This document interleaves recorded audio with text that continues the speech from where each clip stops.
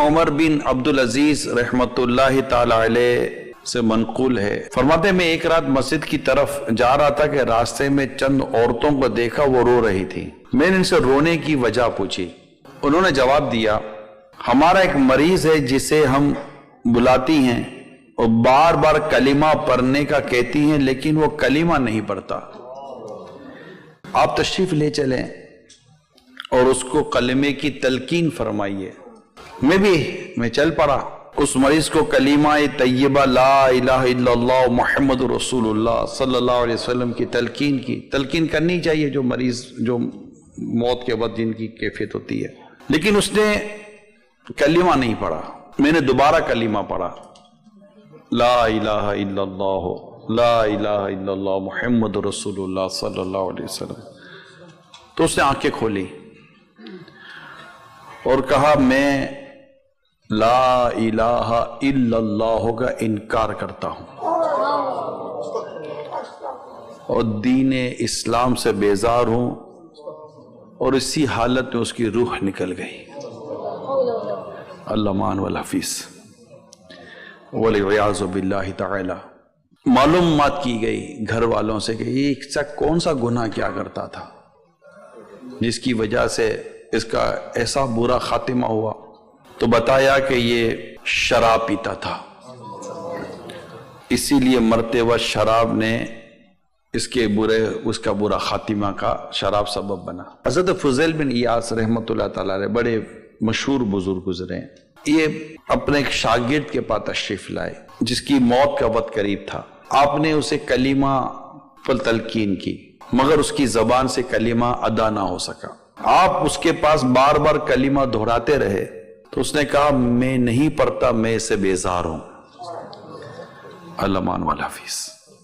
اس کے بعد وہ مر گیا۔ آپ اشک بہاتے ہوئے روتے ہوئے وہاں سے تشریف لے گئے۔ کچھ وقت گزرنے کے بعد، دن اور رات گزرنے کے بعد، اسے خواب میں دیکھا کہ اسے آگ میں گھسیٹا جا رہا تھا۔ اب دریافت فرمائے، مسکین کس سبب سے تیرا یہ برا خاتمہ ہوا؟ اس نے کہا، اے استاذ محترم، مجھے ایک بیماری لگ گئی تھی، میں چند ڈاکٹروں کے پاس گیا تو انہوں نے کہا ہر سال شراب کا ایک پیالہ پی لیا کر، اگر تو نے ایسا نہ کیا تو تیری بیماری کبھی ختم نہ ہوگی۔ چنانچہ میں ہر سال بطور دوا شراب کا ایک پیالہ پی لیا کرتا تھا، بس جب دوا کے طور پر شراب پینے والے کا یہ انجام ہوا تو ان لوگوں کا کیا حل ہوگا جو اس سے بلا وجہ پیتے ہیں۔ ہم اللہ سے ہر آفت و مصیبت سے عافیت طلب کرتے ہیں۔ میں نے آپ کے سامنے دو واقعات بیان کی ہے۔ ایک واقعے میں یہ بھی آیا کہ ان کے اس شاگرد نے یہ بھی بتایا کہ میں حسد کیا کرتا تھا اور میں چغلی کیا کرتا تھا۔ شراب ام الخبائث ہے، برائیوں کی ماں ہے، اس کو مدر آف ایولز کہتے ہیں۔ اور بھی کئی گناہ ہیں جن کی وجہ سے ایمان برباد ہو جانے، برے خاتمے ہو جانے کی وجوہات کتابوں میں لکھی گئی ہیں۔ میرے پیارے اسلامی بھائیو، آج کا بیان اسی موضوع پر ہے۔ اللہ نے بہت کرم نوازی فرمائی ہم پر، اس کا بہت بڑا احسان ہے، یقین مانے کہ اس نے ہمیں مسلمان پیدا کیا ہے۔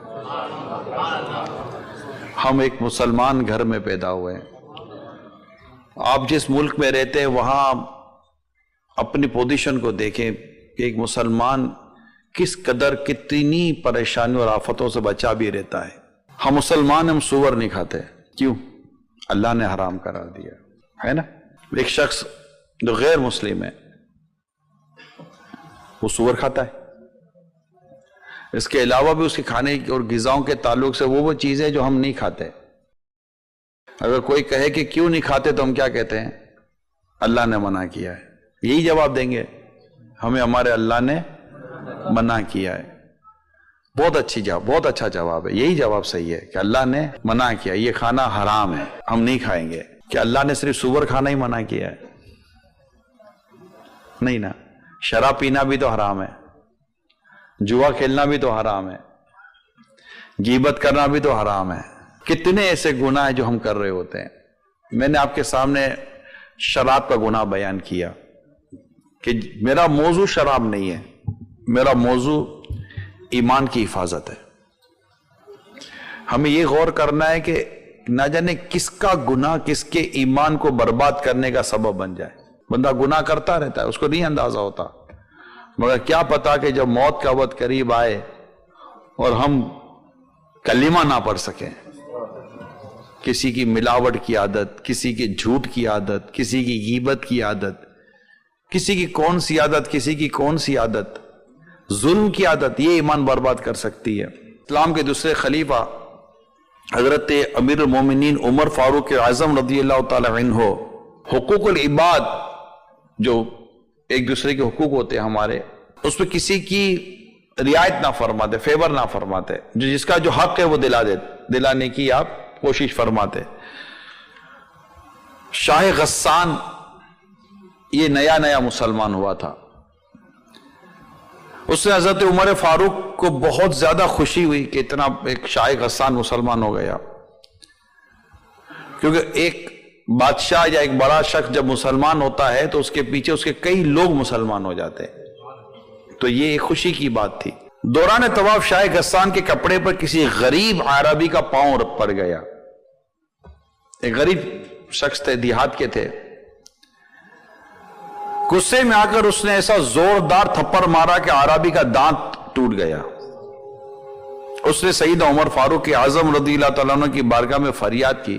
شاہ غسان نے تمانچہ مارنے کا، تھپڑ مارنے کا اقرار کر لیا کہ ہاں میں نے اس کو سلیکٹ کیا ہے.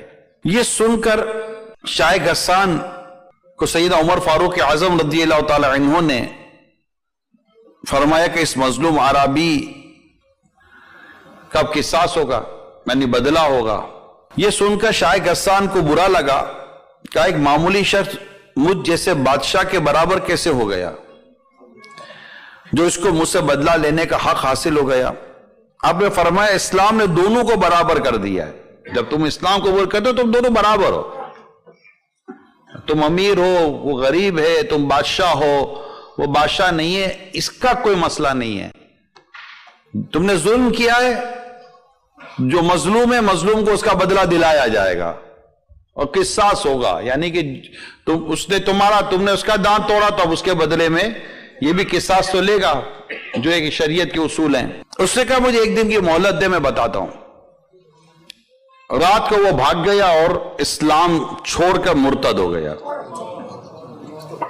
پیارے سمجھو، کتابوں میں لکھا ہے کہ ظلم کی نحوست دیکھیں. اس نے ظلم کیا تھا نا، ایک عام غریب آدمی کو اس نے مارا، ظلم کیا اس نے. کتابوں میں لکھا ہے کہ یہ ظلم کی نحوست تھی جس کی وجہ سے شاہ غسان کا ایمان برباد ہو گیا. اس کا وہ ایمان ضائع کر چکا. حضرت سیدنا ابو بکر وراق رحمت اللہ تعالی علیہ فرماتے بندوں پر ظلم کرنا اکثر ایمان برباد ہونے کا سبب بن جاتا ہے. ظلم کرنا. حضرت سیدنا ابو القاسم حکیم رحمت اللہ تعالی علیہ فرماتے ہیں کسی نے پوچھا کوئی ایسا گناہ بھی ہے جو بندے کو ایمان سے محروم کر دے؟ فرمایا تین اسباب ہیں. نمبر 1 ایمان کی نعمت پر شکر نہ کرنا، اس پر بھی ایمان برباد ہو سکتا ہے. نمبر 2 ایمان ضائع ہونے کا خوف نہ رکھنا. اور نمبر 3 مسلمان پر ظلم کرنا. اب یہ آپ اس پر بھی آپ غور کر لیں ہم کہ ظلم تو بہت بڑا ٹاپک ہے. ظلم، بیوی پر ظلم، بچوں پر ظلم، پڑوسی پر ظلم، رشتہ داروں پر ظلم، یتیم پر ظلم، عام مسلمانوں پر ظلم. اس کا حق کھا لیا، اس کے پیسے کھا لیے، اس کا قرضہ دبا لیا، اس کا یہ کر لیا، اس کا وہ کر لیا، مارا پیٹا، گالی دی، پتہ نہیں کیا کیا کیا. کتنی حق تلفیاں کرتے ہیں. عورتیں مردوں پر ظلم کر دیتی ہیں، مرد عورتوں پر ظلم کر رہے ہوتے ہیں، ماں باپ اولاد کے ساتھ ظلم کر رہے ہوتے ہیں، بعض اوقات ظلم اولاد ماں باپ پر ظلم کر رہی ہوتی ہے. یعنی یہ مختلف ظلم کے سارے طریقے کار ہیں. اب نہ جانے کس پر کیا گیا ظلم ایمان کی بربادی کا سبب بن جائے. یعنی ظالم ظلم کر کے سو جاتا ہے، مظلوم کی بد دعا اس کے لیے جاگ رہی ہوتی ہے. مظلوم بد دعا کرتا ہے کہ اس کا ظلم ہی ایسا ہوتا ہے. یہ ظلم کے بڑے مطلب کے وہ واقعات ہیں. ایک شخص نے مچھلی پکڑی اور مچھلی پکڑ کے جا رہا تو وہ ایک تھا طاقتور آدمی، اس نے اسے ظلمن مچھلی لے لی، یہ مجھے دے، بولا میرے بچے بھوکے ہیں، میں بھوکا ہوں، مجھے مچھلی کھانی ہے، وہ مچھلی لے کر بھاگا، بس چلا گیا، اس کو دھکا بکا دیا، اپنی طاقت کا گھمنڈ دکھایا اس نے۔ جیسے اس نے مچھلی پکڑی تو مچھلی کا جو دانت ہوتا ہے وہ اس کا دانت اس کی انگلی میں لگ گیا، جس سے اس کو زخم ہو گیا، بات آئے گئی ہو گئی، کر گیا، درد ہوا تو اس نے ڈاکٹر سے رجوع کیا، ڈاکٹر نے تھوڑا بہت ٹریٹمنٹ کیا، اس کے بعد کہا کہ یہ جو تمہیں جو زخم ہوا ہے یہ سیپٹک ہو گیا، تمہیں زہر ہو گیا ہے، تو ڈاکٹر کیا کرے؟ بولا تمہاری انگلی کاٹنی پڑے گی ورنہ زہر اوپر چڑھ جائے گا۔ انگلی کاٹ دو بھائی، اس کی انگلی کاٹ دی گئی، پٹی وغیرہ کر دی، اس کے بعد پھر کچھ عرصے کے بعد پھر درد ختم نہیں ہوا، پھر ڈاکٹر کے پاس گیا، ڈاکٹر نے پھر چیک اپ کیا تو کہا کہ سوری یہ زہر تو اوپر تک چڑھ گیا ہے، اب کیا ہوگا؟ بولا پنجہ کاٹنا پڑے گا۔ پھر وہ ڈاکٹر کے پاس گیا، درد ختم نہیں ہو رہا تھا، تو ڈاکٹر نے کہا کہ زہر اور اوپر چڑھ گیا، پورا بازو کاٹنا پڑے گا۔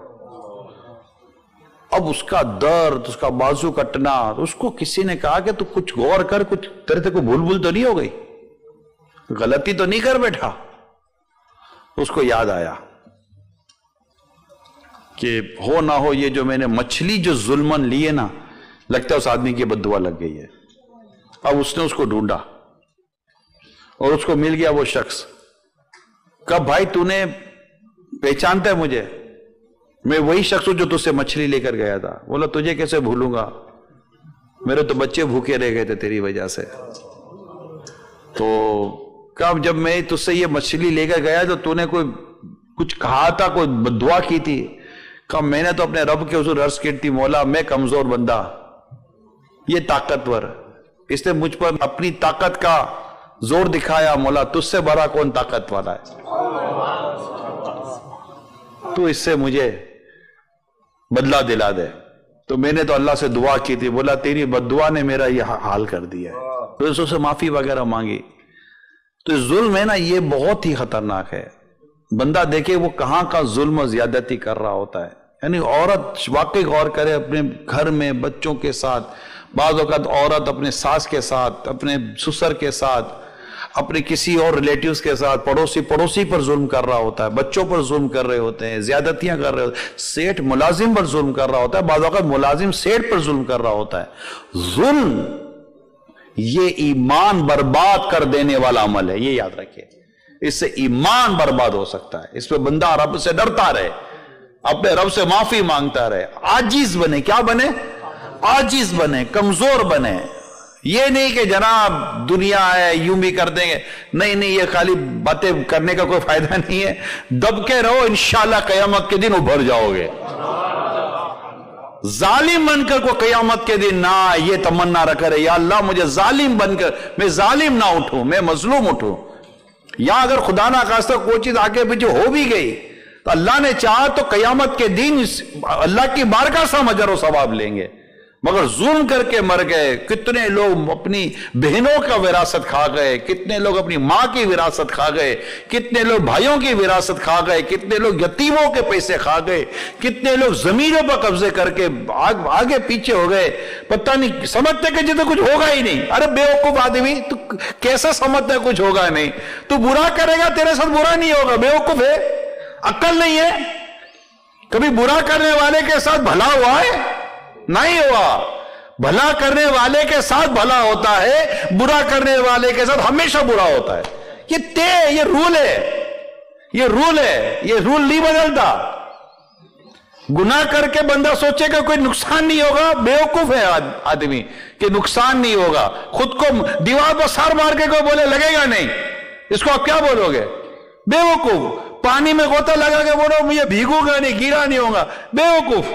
ایسا کیسے ہو سکتا ہے کہ ہم ظلم کریں، زیادتی کریں، ہم گناہ کریں اور ہمیں ہمارا ظلم اور گناہ ہمیں کوئی نقصان ہی نہ پہنچائے؟ How can is it possible؟ یہ ہو ہی نہیں سکتا۔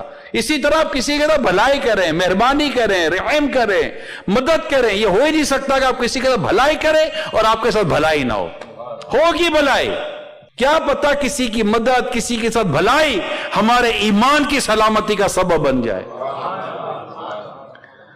اللہ آپ کے میرے ایمان کی حفاظت فرمائے، ہم دنیا سے جائیں ایمان سلامت لے کے جائیں۔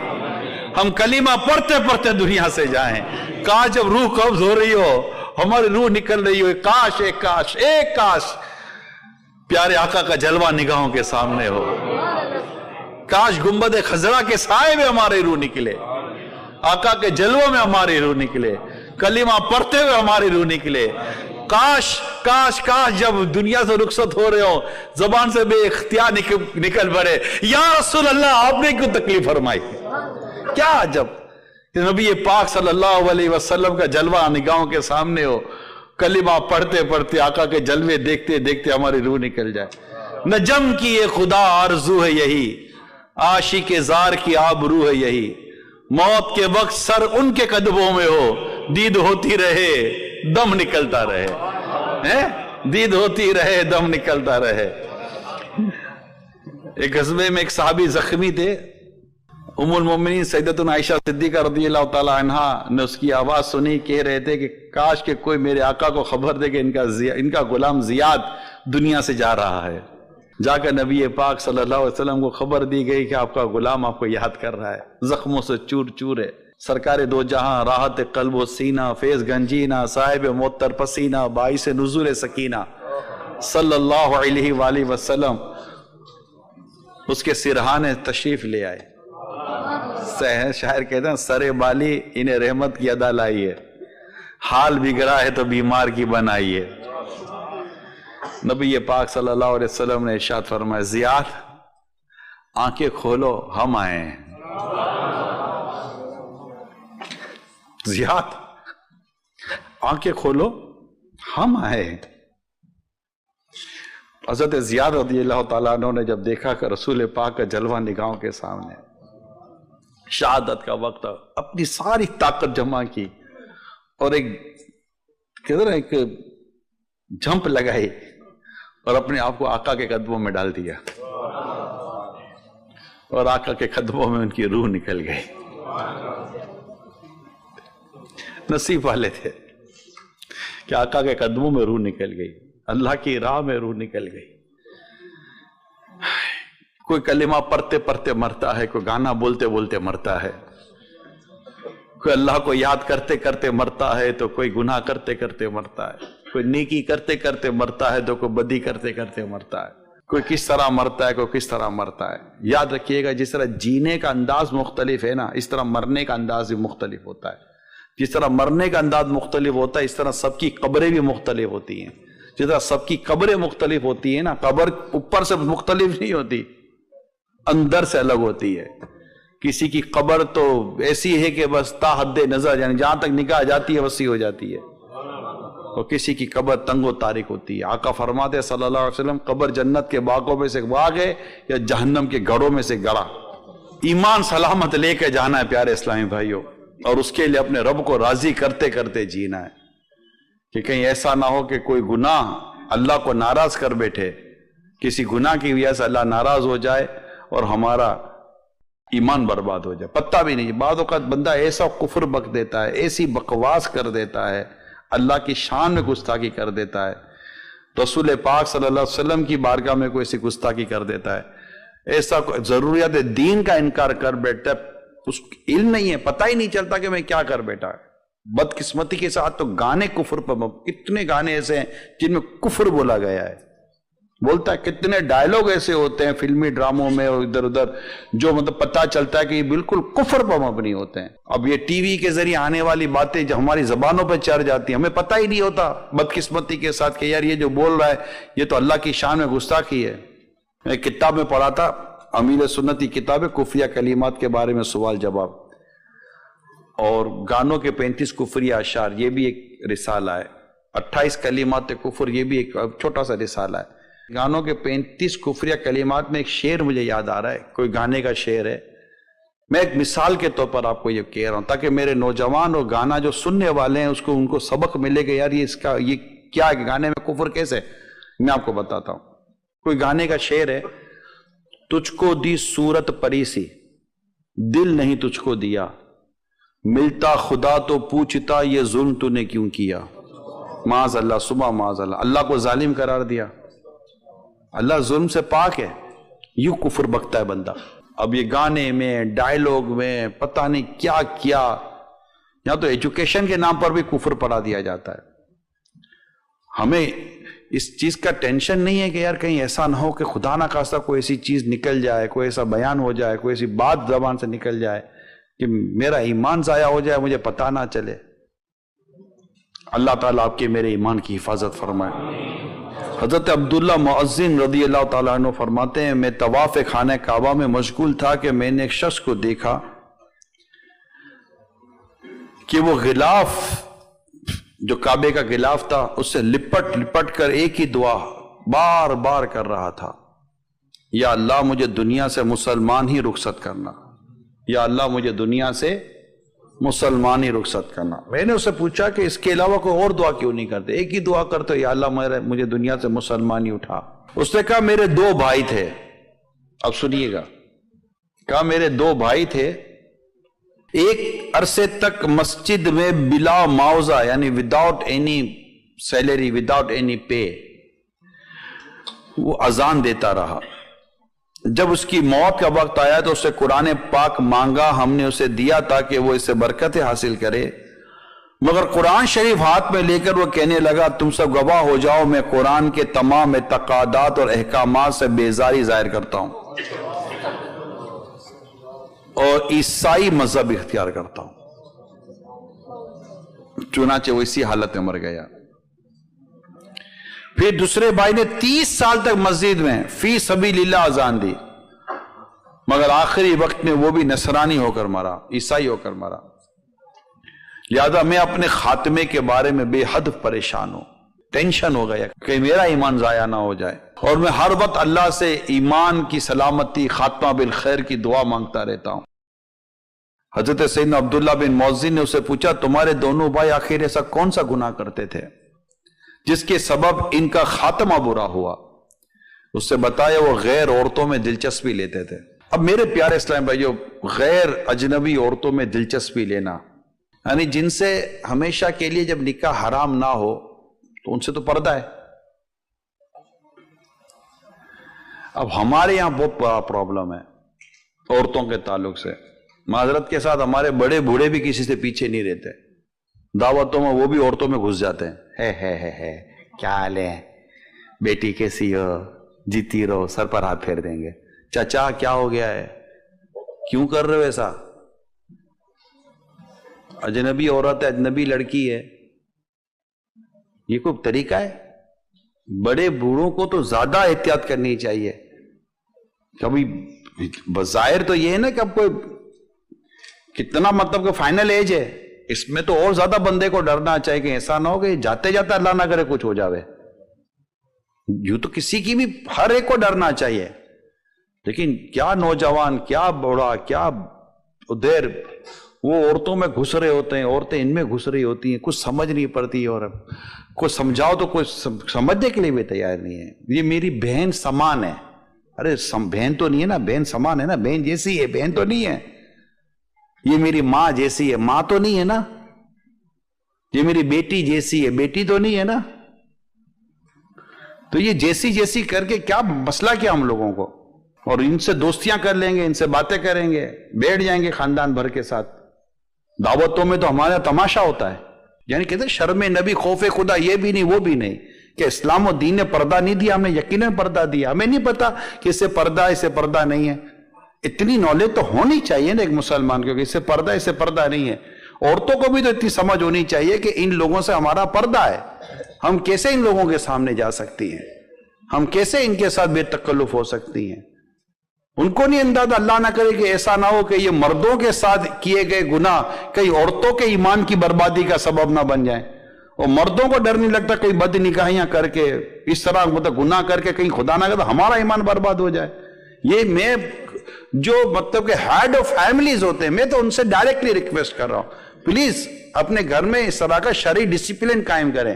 9 بجے کھانا کھانا ہے، 8 بجے ناشتہ کرنا ہے، 2 بجے لنچ ملے گا، اس کے علاوہ نہیں ملے گا۔ یہ سارے قانون بنا دیے، کوئی بے پردگی سے بچنے کا بھی قانون بنا دو چچا جان، کوئی اللہ اور اس کے رسول کے احکام کا بھی کوئی مطلب کہ قانون گھر میں نافذ کر دو بابا۔ اور میرے نوجوانوں، آپ بھی اس پر اللہ سے ڈرنا چاہیے ہم سب کو۔ اب تو گناہ کرنے کے لیے موبائل فون ہاتھوں میں، چپ چپ کے گناہ کرو، سب کے سامنے کوئی مسئلہ کوئی نہیں ہے، معاذ اللہ سما معاذ اللہ، یعنی کوئی ڈر نہیں لگتا ہم سب کو کہ یار اللہ نہ کرے کوئی اس طرح کزنس کے ساتھ کتنے فری ہوتے ہیں ہم لوگ. ہمارے فیملیز کے اندر بدقسمتی کے ساتھ ایک کلچر ہے. اچھا باہر اس سے زیادہ پرابلم ہے. اب وہ ایک ہی رشتہ دار نہیں ہے مگر ایک ہی شہر کے، ایک ہی ملک کے، ایک ہی برادری کے ہیں، تو یہ دعوتیں ہو جائیں گے. بھابھی کیسی ہیں آپ؟ بولتے بھائی ٹھیک ہوں میں. بھابھی آج تو بہت اچھی لگ رہی ہیں. اور یہ بھابھی کا جو مشور ہے یہ بے غیرت چپ چاپ کھڑا سن رہا ہے کہ اس کے سامنے اس کی بیوی کو کہہ رہا ہے بھابھی آج بہت اچھی لگ رہی ہے، ویل ڈریسنگ، اور یہ بے غیرت آدمی سن رہا ہے کہ یہ غیر آدمی میرے سامنے میری بیوی کی، میری بہن کی، میری بیٹی کی تعریف کر رہا ہے. اس کو شرم نہیں آ رہی؟ دانت نکال کے ہنس رہا ہے. بزرگ فرماتے جو ہنستے ہنستے گناہ کرے گا روتا روتا جہنم میں جائے گا. کوئی شرم نام کی چیز نہیں ہے ہم کو، ہم سمجھتے ہی نہیں ہے کوئی بات کو. یار اٹھا کر لے جاتے اپنی بیٹیوں کو، تیار کر اپنی بہنوں، یہ بھی جاتی ہے بھائی آپ بھی اچھے لگ رہے ہیں، اس کا شوہر بھی دیکھ رہے ہیں، بے تو گیا یہ ابھی اس کو، ابھی اندر جا کر عورتیں مردوں میں چلی جائیں گی، مرد عورتوں میں چلے جائیں گے. یہ بدقسمتی کے ساتھ اسپیشلی ویسٹرن کلچر ہمارے اوپر غالب آ گیا ہے. ہمارے یہاں بھی ہے، میں جہاں سے آیا وہاں بھی پرابلم ہے، مگر وہاں بھی جو پرابلم ہے یہ یہی دیکھا دیکھی کا پرابلم ہے. یا تو ٹی وی نے، فلموں نے، ڈراموں نے دماغ خراب کیا ہوا سب کا کہ جناب یہ ہے. ارے بھائی یہ کچھ بھی نہیں ہے. کوئی ڈرامے کی عورت، کوئی ٹی وی کی عورت، کوئی فلموں کی عورتیں، کوئی یہ بے پردہ عورتیں تمہاری عورتوں ماڈل نہیں ہیں. ہم ایک مسلمان عورت کی ماڈل میرے آقا کی شہزادی بی بی فاطمہ خاتون جنت ہے، جن کی تمنا یہ تھی کہ میری چادر کو بھی کوئی غیر محرم نہ دیکھ سکے، میرے جنازے کو بھی کوئی غیر محرم نہ دے سکے. ان کی تمنا تھی. ہم بی بی فاطمہ کے غلام ہیں، ہم بی بی عائشہ کے غلام ہیں رضی اللہ تعالی عنہما، ہم ان کے غلام ہیں. ہمارے لیے یہ بے پردہ عورتیں کوئی ہمارا کوئی ماڈل ہے؟ مطلب بھاگ رہی ہیں یہ بھی جہنم کی طرف، ہم بھی بھاگے ان کے ساتھ جہنم کی طرف معاذ اللہ. یہ کلچر ہمارا نہیں ہے. ہمارا کلچر تو پردے کا کلچر ہے. ایک اسلام اور دین کی بات میں آپ سے بیان کر رہا ہوں. قرآن اور حدیث میں پردے کا حکم دیا گیا ہے، اور ایک مرد کو چاہیے کہ وہ اپنے گھر کی عورتوں پر غیرت کھائے، انہیں بے شرمی بے حیائی پر نہ لے کے جائے. کہ جو اپنے گھر کی عورتوں پر، محرم پر غیرت نہیں کھاتا اس کو دیوس کہا گیا ہے. دال یا واو فا دیوس یہ حدیث کا ورڈ ہے. اس کا مطلب اردو میں ہوتا ہے بے غیرت، اور حدیث میں آیا دیوس پر جنت حرام ہے. یعنی وہ گناہوں کی اگر وہ ایمان سلامت لے کر گیا بھی تو جو ایمان سلامت لے کے جائے گا اللہ نے چاہا تو اس کے حبیب کے صدقے میں وہ جنت میں تو جائے گا، لیکن جہنم کا عذاب اس سے گناہوں کی وجہ سے اگر آ گیا تو ہم کیوں اس طرح اپنا کلچر لے کر چل رہے ہوتے ہیں؟ بلکہ میں تو آپ سب کو کہوں گا کہ آپ دعوت اسلامی کے دینی ماحول میں آئیں، ہم کوشش کریں اس کلچر کو ختم کرنے کی. ہماری مسلم برادری، مسلم کمیونٹی میں یہ کلچر نہیں ہونا چاہیے. ہمارے چادر ہے، پردہ ہے، برقع ہے، یہ ہمارا کلچر ہے. ایک مسلمان عورت چادر، پردے اور برقع یعنی پردہ رہتی ہے. عورت کے لیے پردہ ہے، مرد کے لیے داڑھی ہے. ہمارا ایک اسلام، ہمارا دین ہمیں ایک اپنا نظام دیتا ہے، اور اس طرح بے پردگی کر کے غیر عورتوں میں گھس کر اپنے کیوں ایمان کو داؤ پہ لگا. میں نے آپ کو 2 ایسے شخصوں کا واقعہ سنایا جس نے 20-20 30-30 سال اللہ کی بارگاہ میں مطلب فی سبیل اللہ اذانیں دیں، مگر عورتوں میں دلچسپی کی وجہ سے ان کا ایمان ضائع ہو گیا. اللہ کی ناراضگی، اصل ایمان کی بربادی کا سبب کیا؟ اللہ کی ناراضگی. اور اللہ کی ناراضگی یہ گناہوں کی وجہ سے ہوتی ہے. بندہ نیکی کرے، ان رحمت اللہ قریب من المحسنین، بے شک اللہ کی رحمت نیکوکاروں کے قریب ہے. تو اللہ سے ڈرنا چاہیے، اور ایمان کی سلامتی کے لیے ہمیشہ اپنے رب سے دعا کرتے رہنا چاہیے کہ یا اللہ میرا ایمان سلامت رکھنا. بہت نازک دور ہے. میں آپ کو چند حدیثیں سناتا ہوں، دل کے کانوں سے حدیثیں سنیں. اللہ کے آخری نبی صلی اللہ علیہ وسلم نے ارشاد فرمایا اولاد آدم مختلف طبقات پر پیدا کی گئی، ان میں سے بعض مومن پیدا ہوئے، حالت ایمان پر زندہ رہے اور مومن ہی مریں گے، بعض غیر مسلم پیدا ہوئے، حالت اسی حالت میں زندہ رہے اور اسی حالت میں مریں گے، جبکہ بعض مومن پیدا ہوئے، مسلمانوں والی زندگی گزاری اور ایمان ضائع کر کے دنیا سے رخصت ہوں گے۔ بعض غیر مسلم پیدا ہوئے، غیر مسلموں والی انہیں وہی زندگی گزاری، مگر مومن ہو کر دنیا سے جائیں گے۔ اللہ کی خفیہ تدبیر آپ کے میرے بارے میں کیا ہم نہیں جانتے؟ میرے آقا اعلیٰ حضرت امام اہل سنت رحمت اللہ تعالی علیہ فرماتے ہیں کہ جس سے زندگی میں ایمان کے ضائع ہونے کا خوف نہیں ہوتا، یعنی آپ فرماتے کہ علماء کرام فرماتے جس کو سلب ایمان یعنی ایمان کے ضائع ہونے کا خوف نہ ہو، مرتے وقت اس کا ایمان ضائع ہو جانے کا اندیشہ ہے۔ ہم سب کو اللہ سے ڈرنا چاہیے۔ کوئی نہیں جانتا کہ وہ اپنا ایمان سلامت لے کے جائے گا کہ نہیں جائے گا۔ ایک شخص تھا، بنی اسرائیل کا واقعہ ہے، نیک آدمی تھا اور اپنی نیکی میں مصروف رہتا تھا۔ اس کے 3 بھائی تھے، اس علاقے میں 3 بھائی تھے جو اس کے پاس اپنی جا رہے تھے، تو کہا ہماری بہن آپ کے پاس اگر رہے تو اب اکیلا کہاں اس کو چھوڑ کر جائیں۔ اس نے پہلے تو منع کر دیا کہ نہیں میں تمہاری، یہ واقعے کو بڑا مختصر کر کے بیان کرتا ہوں کہ ٹائم کم ہے۔ اس سے پہلے تو منع کیا، انہوں نے بڑا کہ بولا یہ 7 والے گھر میں اس کو رکھ دو، چلو ٹھیک ہے۔ تو اس کو 7 والے گھر میں رکھ دیا اور بھائی چلے گئے۔ اب وہ کھانا اس کے دروازے کے باہر بھجوا دیتا۔ شیطان اس کے پاس آ کر اس کو کہنے لگا کہ تو کھانا اس کے دروازے کے باہر رکھ دیتا ہے، اکیلی ہے تو اندر رکھ دیا کر۔ اسے اندر رکھنا شروع کیا، اس میں اس کی کچھ نہ کچھ آواز کانوں میں گئی۔ پھر شیطان نے اس کو کہا کہ بیچاری اکیلی ہوتی ہے، تھوڑا جا کر اس کا دل لبا دے، اب تیرے کو کیا، تو نیک آدمی ہے۔ وہ اندر جا کر اس کا تھوڑا سا دل بہلانے لگا، پھر جو نہ ہونے کا تھا وہ ہو گیا، اور اس عورت نے بچہ بھی پیدا کر دیا۔ اب اس کو گھبراہٹ ہوئی کہ اس کے بھائی آئیں گے تو میں جواب کیا دوں گا۔ شیطان نے آ کر کہا کہ تو بچے کو قتل کر دے، بچہ ہوگا تو پکڑا جائے گا تو۔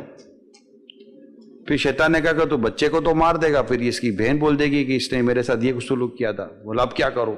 تو شیطان نے اس کو مشورہ دیا کہ تو بچے کو بھی قتل کر دے اور اس عورت کو بھی قتل کر دے، جب آئے تو کوئی بہانہ کر دینا۔ تو اس نے دونوں کو قتل کر دیا اور زمین میں کہیں دفنا دیا۔ بھائی آئے، اپنی بہن کے بارے میں پوچھا تو کہا بھائی اسی طرح تھا اور یہ بیمار ہوئی نا، یوں انتقال کر گئے، اور کسی کی قبر پہ لے گیا، اس کی فاتحہ کرتے، وہ قبر کسی اور کی تھی، فاتحہ وغیرہ ہوا، ان کو دیکھے نیک آدمی ہے تو صحیح بول رہا ہوگا۔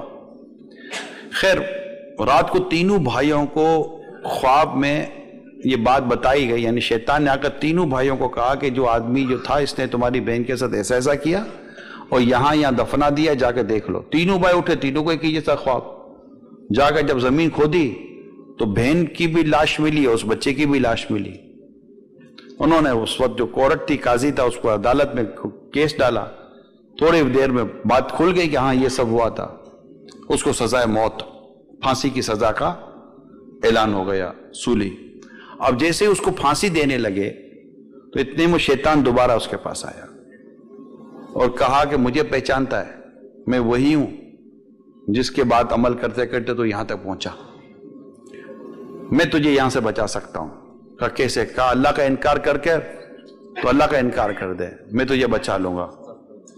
اسی وقت اس نے اللہ کا انکار کر دیا اور شیطان وہاں اسی وقت غائب ہو گیا،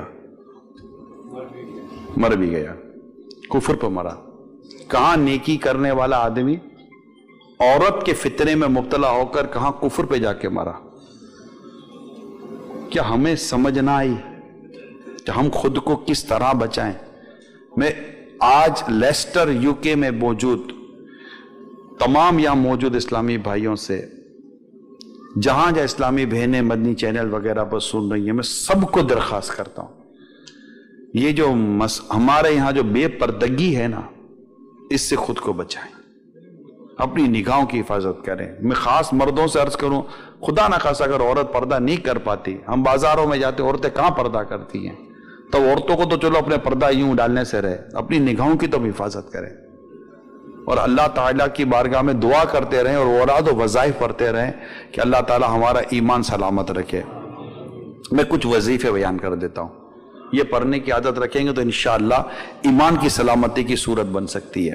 روزانہ 41 ٹائم، ڈیلی 41 ٹائم صبح کو مارننگ، یا حیو یا قیوم لا الہ الا انت، کیا پڑھیں گے؟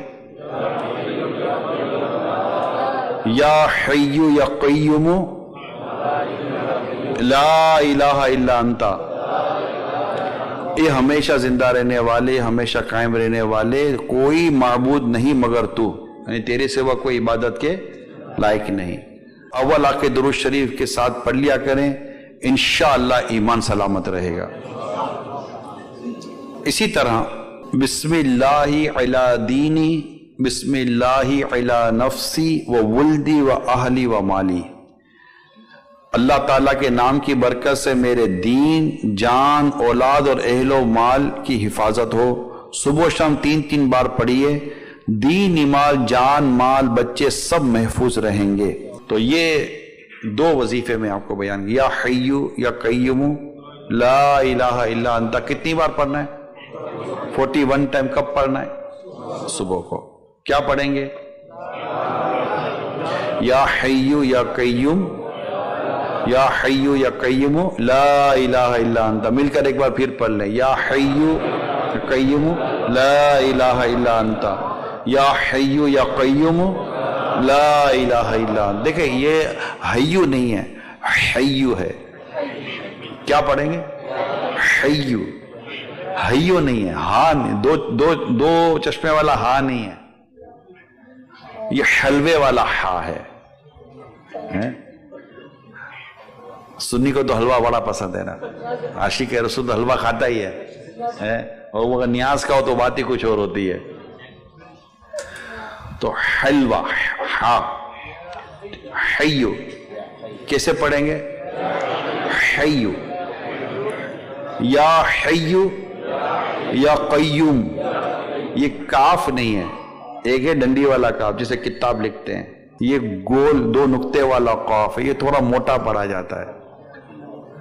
اب جیسے انگلش میں آپ کی پروننسیشن ہوتی ہے نا، تو عربی تو پوری، عربی تو اس کے اپنے لفظ ہیں، تو اگر ہم صحیح نہیں پڑھیں گے تو اللہ نہ کرے ایسا نہ ہو کہ ایک تو معنی بدل جائے، اس کی برکت پھر وہ نہیں ملتی، بندہ برکت، کیونکہ اس کا معنی نہیں بنتے، اس کا وہی بند نہیں بنتا۔ تو اس لیے یہ بھی میں درخواست کرتا چلوں کہ قرآن کریم درست پڑھنے کی عادت پیدا کریں۔ اللہ کرے کہ ہمارا قرآن پڑھنا درست ہو جائے۔ اور یہاں مدرسۃ المدینہ بالغان بھی لگتے ہیں، ایڈلٹس کے مدرسۃ المدینہ لگتے ہیں، آن لائن مدرسۃ المدینہ، یہ لیں تاکہ کم از کم اتنا تو، کم از کم بھی کہنے کو ایسا تو ہو کہ ایک مسلمان دیکھ کر صحیح قرآن پڑھ سکے۔ ہمیں وظیفے ملتے ہیں لیکن ہم پورے، ہمیں دیکھتے ہیں یا نہیں ہو رہا ہوتا، ہمیں پڑھنا نہیں آتا، ہمارے پاس لفظ ہی نہیں ہے کہ اس کو صحیح ادا کر سکیں۔ پڑھ رہے ہوتے ہیں، اور عورتیں بھی اسی طرح تقریب پڑھ رہی ہوتی ہیں، قرآن بھی جو پڑھ رہی ہوتی ہیں تو وہ سمجھ نہیں، وہ پڑھ رہے ہوتے ہیں، سب پڑھ رہے ہوتے ہیں، لیکن اس کو درست پڑھنے کی بات ہی کچھ اور ہوتی ہے۔ اب آپ خود ہی دیکھ لیں کہ ہمیں درست پڑھنا کتنا آتا ہے کتنا نہیں آتا۔ اللہ پاک آپ کو مجھے درست قرآن پڑھنے کی توفیق عطا فرمائے۔ اللہ کرے ابھی آپ نیت کر لیں کہ یار میں اپنا قرآن درست کر لوں گا۔ ٹائم ہی ٹائم ہے یار، مطلب لوگوں کے پاس ٹائم نہیں بھی ہو نا تب بھی اس کے لیے تو ٹائم نکالنا پڑے گا نا۔ نماز درست کرنی ہے، وضو درست کرنا ہے، قرآن درست کرنا ہے، غسل درست کرنا ہے، اللہ کی رحمت شامل آ رہی تو انشاءاللہ ایمان سلامت لے کر دنیا سے جائیں گے۔ اور اگر ایسا نہ، اللہ نہ کرے، اللہ نہ کرے، اللہ نہ کرے، اللہ نہ کرے، اگر ایمان برباد ہو گیا، اللہ نہ کرے، اللہ نہ کرے، اور خدا نہ خاصہ کفر پر مرے، جو کفر پر مرے گا وہ تو گیا۔ اللہ کی پناہ، اللہ کی پناہ، جس کا خاتمہ کفر پر ہوگا وہ ہمیشہ ہمیشہ کے لیے جہنم میں رہے گا، چاہے دنیا میں بظاہر وہ نیک، نمازی، تہجد گزار، پرہیزگار ہی کیوں نہ ہو۔ خدا کی قسم جہنم کا عذاب کوئی بھی برداشت نہیں کر سکتا۔ کفر کی موت مرنے والوں کو لوہے کے ایسے بھاری ہتھوڑوں سے فرشتے ماریں گے کہ اگر کوئی ہتھوڑا زمین پر رکھ دیا جائے تو تمام جن و انس یعنی جنات اور انسان جمع ہو کر بھی اس کو اٹھا نہیں سکتے۔ بختی اونٹ یعنی ایک قسم کے اونٹ جو سب اونٹوں سے بڑے ہوتے ہیں، کہ گردن کے برابر بچھو اور اللہ جانے کس قدر بڑے بڑے سانپ کے اگر ایک مرتبہ کاٹ لے تو اس کی سوزش، درد، بے چینی 40 برس تک رہے، 40 سال تک سر پر گرم پانی بہایا جائے گا۔ جہنمیوں کے بدن سے جو پیپ بہے گی وہ پلائی جائے گی۔ خاردار یعنی کانٹے دار دھوہر کھانے کو دیا جائے گا۔ وہ ایسا ہوگا کہ اگر اس کا ایک قطرہ دنیا میں آ جائے تو اس کی جلن اور بدبو تمام اہل دنیا کی زندگانی کو برباد کر دے۔ وہ گلے میں جا کر پھندا ڈالے گا، جو تھوہر ہے نا یہ گلے میں جا کر پھندا ڈالے گا۔ اس کے اتارنے کے لیے پانی مانگیں گے تو پانی چاہیے، تو ان کو تیل کی تلچھٹ کی طرح سخت کھولتا ہوا پانی دیا جائے گا کہ منہ کے قریب آتے ہی منہ کی ساری کھال گل کر اس کے گر پڑے گی، اور پیٹ میں جاتے ہی آنتوں کو ٹکڑے ٹکڑے کر دے گی، اور وہ شوربے کی طرح بے کر قدموں کی طرف نکلے گی۔ اللہ آپ کے میرے ایمان کو سلامت رکھے، اللہ ہمارا ایمان سلامت رکھے۔ بس ڈرتا رہے بندہ، نہ جانے کون سی گناہ کی عادت میرے ایمان کو برباد کرتے۔ کوئی نشہ کر رہا ہے، کوئی جوا کھیل رہا ہے، کوئی شرابیں پی رہا ہے، کوئی بدکاریاں کر رہا ہے، کوئی بدفعلیاں کر رہا ہے، کوئی بد نگاہیاں کر رہا ہے، کوئی گانے سن رہا ہے، کوئی فلمیں دیکھ رہا ہے، کوئی مطلب کہ حرام روزی کما رہا ہے، تو کوئی کیا کر رہا ہے، کوئی کیا کر رہا ہے، تو کوئی بیٹھے بیٹھے غیبتوں پر غیبت ہے، غیبتوں پر غیبت ہے۔ غیبت ایمان کو کاٹ کر رکھ دیتی ہے۔ غیبت اتنا غلیظ گناہ ہے، الغیبت اشد من الزنا، غیبت بدکاری سے سخت گناہ ہے۔ ایسا غیبت بدکاری سے بھی سخت ہے۔ بیٹھ کر غیبتیں کریں گے، اس کی لگائیں گے نا، توجی میں جی سنا ہے کرو حالہ ہے، وہ خبر پی وہ کرو بولے تو ارے ساؤ بے وقوف ہے، اب بیٹھ کر اس کو پیچھے سے ساؤ بے وقوف کر دیا۔ اب اس کو پتا چلے گا، خوشی سے کہتا جھومے گا نا، میرے کو بے وقوف بولا، اس کو برا لگے گا نا۔ غیبت ہے، اتنی غیبت ہے، گھر میں بیٹھ کر عورتیں غیبتیں کرتی ہیں، فونوں پر غیبتیں ہو رہی ہوتی ہیں، بہنیں غیبتیں کرتی ہیں، بھائی غیبتیں کرتے ہیں، باپ بیٹوں کی غیبت کرتا ہے، بیٹا باپ کی غیبتیں کر رہا ہوتا ہے۔ کیا پتا اللہ نہ کرے غیبت کا گناہ ایمان برباد کر دے۔ چغلی کی عادت کم ہے ہمارے معاشرے میں، لگائے بجھائی کی عادتیں کم ہے ہمارے معاشرے میں، کتنی عادت ہے اللہ کی پناہ۔ تو ہر گناہ سے بندہ ڈرے، نہ جانے کون سا گناہ میرا ایمان برباد کر دے۔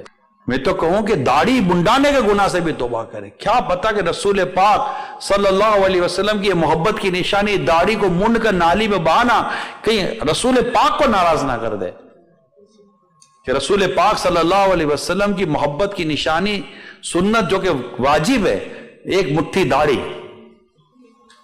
نہیں۔ ہاں کسی نے اگر رکھ لی ایکٹر نے تو رکھیں گے، ارے ایکٹر نے کیا رکھا ہے، مصطفیٰ کریم کے جلووں پر ہم قربان ہو جائیں یار۔ ایسا تو حسین و جمیل نہ کسی ماں نے جنا نہ کبھی جنے گی۔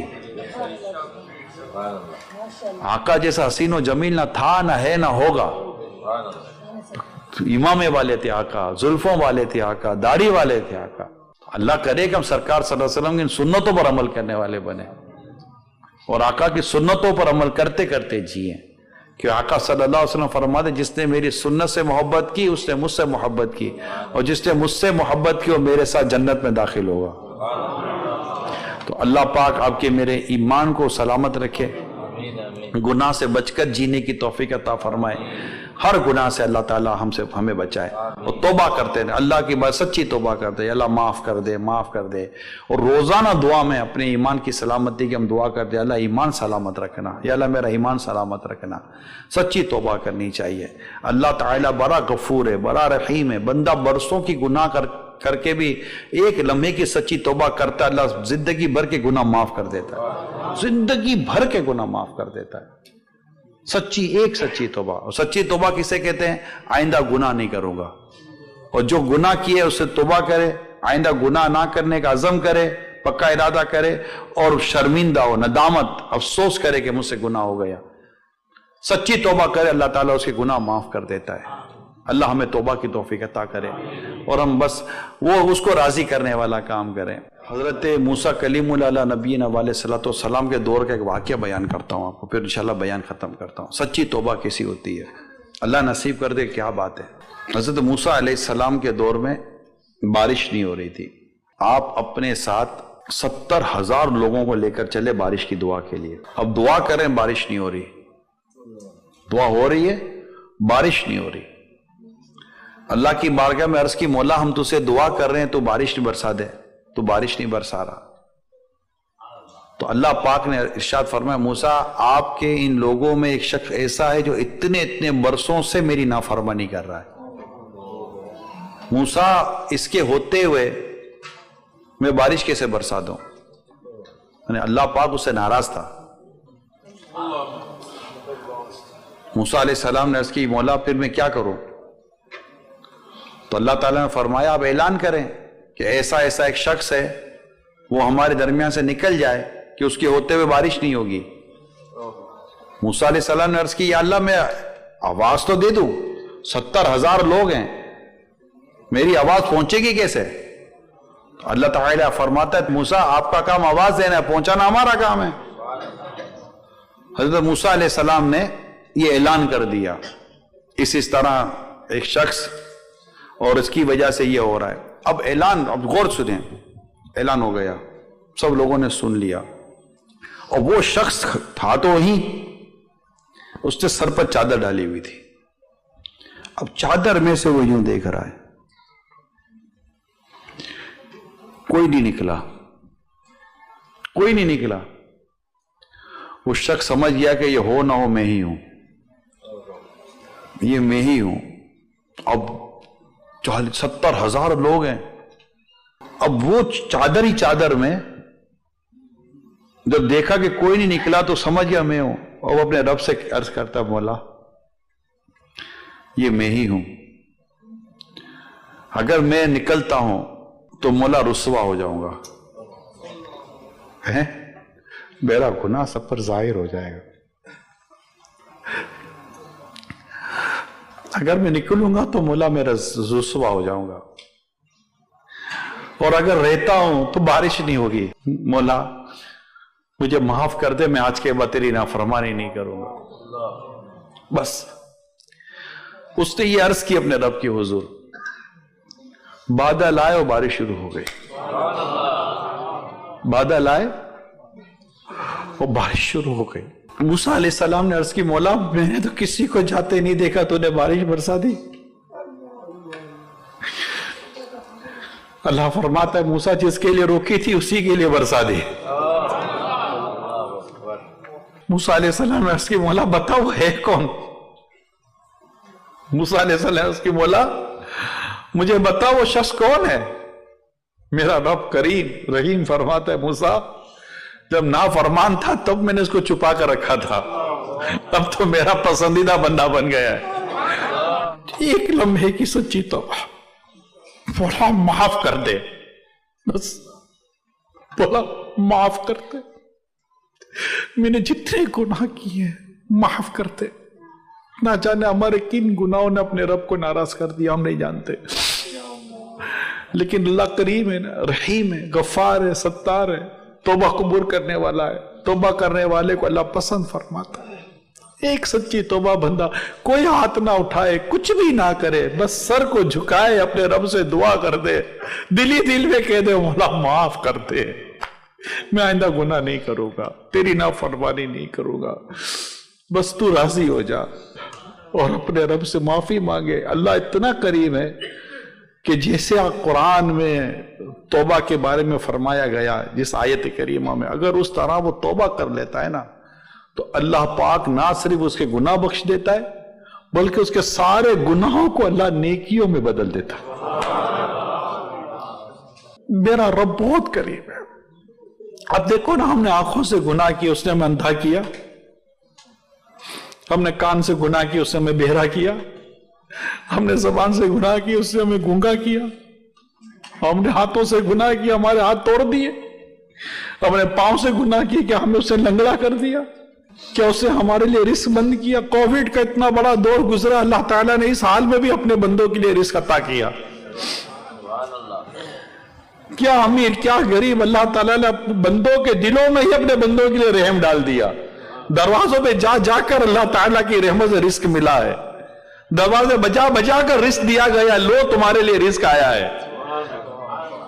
ہماری اتنی نافرمانیاں، ایسی بیماریاں، اور اس کے باوجود بھی اللہ کی عطائیں، کرم نوازیاں دیکھیں، اس کے باوجود بھی بندہ گناہ ہی کرے یار۔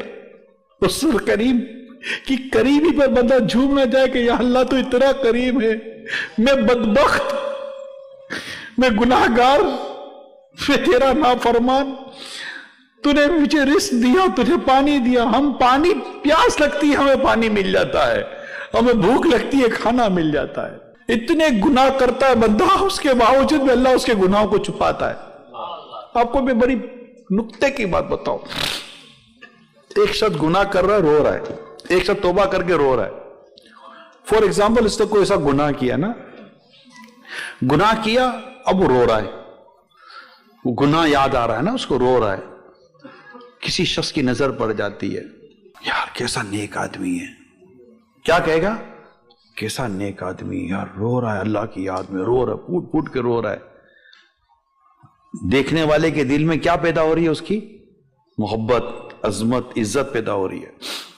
جس گناہ کی وجہ سے وہ رو رہا ہے، اللہ نے وہ گناہ چھپایا اور اس کا رونا اپنے بندے پر ظاہر کر دیا، کہ اس گناہ کو اگر اللہ ظاہر کر دیتا تو اس پہ کوئی تھکتا بھی نہیں، مگر اللہ نے اس گناہ کو چھپایا، اور جس گناہ کی وجہ سے وہ رو رہا ہے، اللہ نے رونا لوگوں پہ ظاہر کر دیا کہ لوگ اس کی عزت کر رہے ہیں۔ یہ اللہ کی قریبی ہے۔ بندہ اپنے رب کی قریبی پر جھومے، توبہ کرے، معافی مانگے اور نیکی کا راستہ اختیار کرے۔ نماز قضا کر دیتے ہیں، ہم اسی کا رزق کھاتے ہیں، سجدہ تک نہیں کرتے، عبادت تک نہیں کرتے، نماز تک نہیں پڑھتے، اس کا رزق کھاتے ہیں۔ کیا پتہ اللہ نہ کرے نماز قضا کرنے کی وجہ سے کہیں ایمان برباد نہ ہو جائے، اللہ نہ کرے، اللہ نہ کرے۔ ہمیں تو ہر گناہ سے ڈرنا چاہیے، چھوٹا بڑا ہر گناہ خطرناک۔ گودام میں آگ لگنے کے لیے، گھر میں آگ لگنے کے لیے اتنے بڑے آگ کا گولا ضروری نہیں ہے، شارٹ سرکٹ سے بھی آگ لگ جاتی ہے، چنگاری سے بھی آگ لگ جاتی ہے۔ ہر گناہ سے بندے کو ڈرنا چاہیے، بچنا چاہیے، اور سچی توبہ روزانہ کرنی چاہیے۔ ہمارے آقا صلی اللہ علیہ وسلم جو معصوم ہیں، گناہوں سے معصوم ہیں، اپنی امت کی تعلیم کے لیے ہے کہ آپ 100 مرتبہ استغفار کیا کرتے تھے۔ اللہ پاک آپ کے میرے ایمان کو سلامت رکھے، حفاظت فرمائے، علم حاصل کریں، کفریہ کلمات کے بارے میں سوال جواب کتاب کو پڑھیں، 28 کلمات کفر اس رسالے کو پڑھیں، 35 گانوں کے 35 کفریہ اشعار رسالے کو پڑھیں۔ انشاءاللہ اس کو پڑھیں گے تو ہمیں ایمان کی سلامتی کی سوچ بھی پیدا ہوگی، اور انشاءاللہ علم میں بھی اضافہ